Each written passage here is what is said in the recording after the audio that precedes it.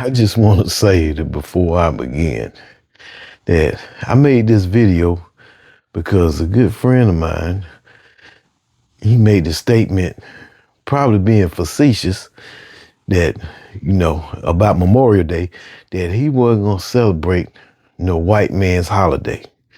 And I had to check him on that because I know the history, and let me tell you about it. I'm here to celebrate or give a historical context for our celebration of Memorial Day. Something we do every year.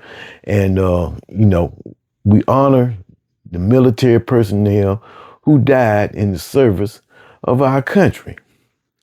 Now, if you look it up on Wikipedia, it's going to tell you that the first national observance took place on May the 30th, 1868. Right? Behind a proclamation of General Logan. However, the actual first Memorial Day actually took place in May 1st of 1865. Now, this took place in Charleston, South Carolina, at a place called the Washington Race Course. And the reason for it is because Washington Race Course was a former cemetery that housed a mass grave for Union soldiers. These soldiers had been executed by the Confederates at the end of the war.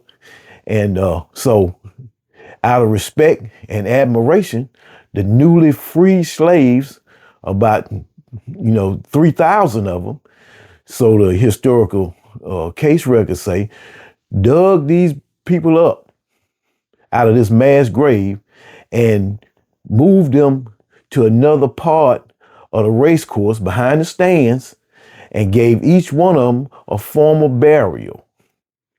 Now, in 1875, they moved the cemetery to a national cemetery, for soldiers. But at this time, they had a big parade around the race course. About 10,000 people joined in for the parade, actually, because it was white citizens that joined in. It was troops from the Union Army and, the newly freed slaves. They all had a parade. They put flowers on the grave. And this was the first Memorial Day. It was 257 Union soldiers that were buried at that site, at this prison camp. And, most of the time this doesn't get recognized, but this place still exists, even though the bodies have been moved. And the new name for it, actually, ironically, is called Hampton Park. Hampton Park is a public park, about 60 acres in Charleston, South Carolina. Now, the park is called Hampton Park because it's named after Confederate General Wade Hampton III. It's a popular name. A lot of high schools are named after Wade Hampton. He was the largest slave owner in South Carolina. And, maybe even in the United States. And after the Civil War, he became a proponent of the Lost Cause movement. He wanted to get back the slaves that he had and the power that the South once had. And, and that's a whole nother story because you go into the fact that, he led a group of people called the Red Shirts.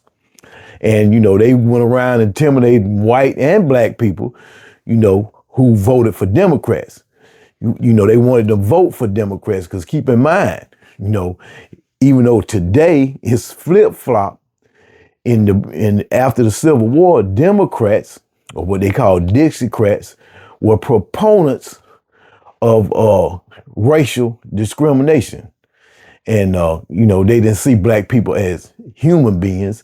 And, if you was white, you was on the side of the Republicans, you pretty much, taking your life in your own hands. And, people say, well, what is the red shirts? The red shirts were people who went around, Democrats, who went around, killing people or maiming people or scaring people not to vote for the Republicans, which is ironic today, but that's our history. And, they intimidated black and white voters.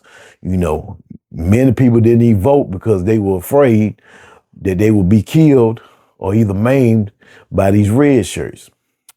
So, but anyway, I just find it ironic that they would name the park Hampton Park after somebody who, killed a lot of black people. I guess that's the thing to do. As I say all the time,